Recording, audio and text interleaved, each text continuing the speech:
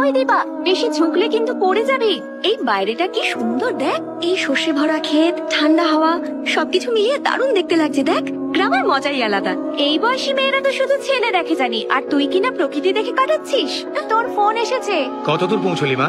এই তো স্টেশনে ঢুকছি প্রায়। আমি আর তোর কাকুরা তোকে নিতে স্টেশনের দিকেই যাচ্ছি। তুমি কেন আসছো? নিজেই চলে যেতাম। কতদিন তোকে দেখিনি বলতো? বাবা একটু হোল্ডে থাকো তো। আচ্ছা, ট্রেন টাইমে ঢুকছে তো? একদম ঠিক টাইমে। তোকে নিতে আমরা স্টেশনে চলে এসেছি। তুমিও এসেছো? তোর বাবাও আসছে। না না না, কই না তো। একটা কথা শোন, ওই ভূপেন্দ্র তোকে নিজের সঙ্গে নিয়ে যাওয়ার জন্য ঠিক আসবে, কিন্তু তুই ওর সঙ্গে যাবি না, আমার সঙ্গে বাড়ি যাবি। হ্যাঁ হ্যাঁ ঠিক আছে, আমি নেমে কথা বলছি।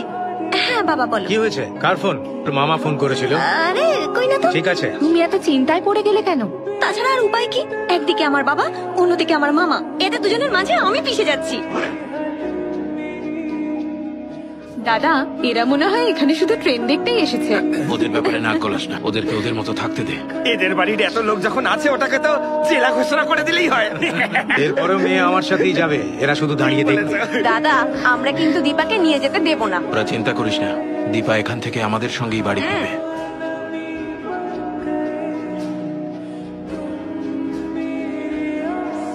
দে ব্যাগটা দে, চল। কেউ কোথাও যাবে না, আমার সাথে চল। কোর্টের আদেশ মনে আছে তো?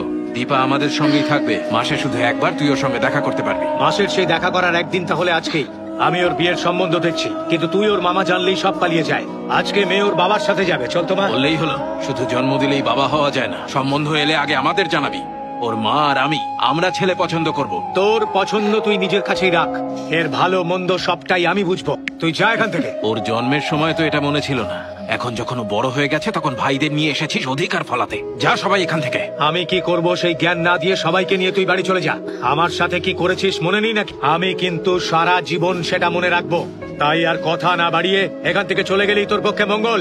ও গেলে শুধু আমার সঙ্গেই যাবে। বুঝছো কি তোমরা? অনেক হয়েছে। সবাই ছুটিতে বাড়ি যাওয়ার জন্য পাগল হয়ে যায়, আর আমি হোস্টেলে থাকলেই যেন বেঁচে যাই। তাই দুজনের জন্য, তোমাদের ঝামেলার জন্য। তোমরা দুজন যা খুশি করো, ঝগড়া মারামারি যা খুশি করো, প্লিজ আমার সামনে করো না। আমি আর নিতে পারছি না, শোন মা, প্লিজ। দীপা। বাবা, তুমি আমার বিয়ে দিয়ে দিতে চাও তো? তুমি যার সাথে বলবে আমি তার সাথেই বিয়ে করব, কিন্তু আমারও একটা শর্ত আছে, ততদিন আমি মামা বাড়িতেই থাকবো। আজ না হোক কাল ও বাবার কাছেই ফিরে আসবে। ওর বিয়ের সম্বন্ধ দেখা শুরু কর। কেমন ছেলে চাই সেটা বলো। শক্তিতে বুদ্ধিতে যে ছেলে সেরা হবে, যে শত্রুর চোখে চোখ রেখে বাঘের মতো তার উপর ঝাঁপিয়ে পড়তে পারবে, সে ছেলের পা যেখানেই পড়বে সেখানেই খুশির ঢেউ উঠবে।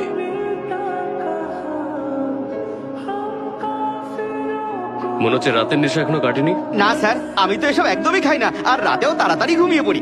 যতই মিথ্যে কথা বলো, পাবের ট্যাগটা তোমার মিথ্যে কথা বলবে না। কত হয়েছে? 5,000 ইউরো। কতক্ষণ হয়েছে সেটা বলো। ভোর 4টে অব্দি। শুনে রাখো, আমার কিন্তু মন দিয়ে কাজ করা লোক পছন্দ, কাজের সময় ঘুমানোর লোকগুলো নয়। বাড়িতে গিয়ে ঘুমিয়ে পড়বে। ধন্যবাদ স্যার। আর আজকে স্যালারি কাট। এসে গেল। তোমাদের 3 জনের স্যালারিও কাট। আপনাদের প্রজেক্টের আপডেট কি? এত বড় প্রজেক্টের আপডেট এভাবে বলা যায় নাকি? এত ছোটখাটো ব্যাপার না ওটা, কিন্তু প্রজেক্ট ফাইনাল করতে আমার 2 মাস সময় লেগে যাবে। কেমন চুপ করিয়ে দিলাম দেখলে? কোন রেসের রেজাল্ট তোমরা রেসের পরেই জানতে পারো, কিন্তু আমি সেটা আগেই জেনে যাই। দারুণ ব্যাপার স্যার, এত জ্ঞান কোথা থেকে পান? ধীর গতিতে আজকাল কেউ রেস জেতে না, শুধু একটা কোম্পানি তৈরি করে, ফার্স্ট হয় সে এসে কোম্পানির মালিক হয়ে যায়। দেখা যাক কে ফার্স্ট, কে স্লো। এটা ক্লায়েন্টকে পাঠিয়ে ক্লায়েন্ট সুইডেনে আছে স্যার, আর সেখানে এটা পাঠাতে আমার 2 সপ্তাহ সময় লেগে যাবে। একটা কথা বলুন, আপনার যদি আপেল খেতে ইচ্ছে হয়, আপনি কি কাশ্মীরে যাবেন নাকি ফলের দোকানে যাবেন? ফলের দোকানে? এটাও ঠিক তেমনই ব্যাপার। ক্লায়েন্টকে মেইল করে দেবেন, তাড়াতাড়ি কাজ হয়ে যাবে। আপনার মাথা কাজ না করলে অফিসের ইন্টারনেটটা কাজে লাগান।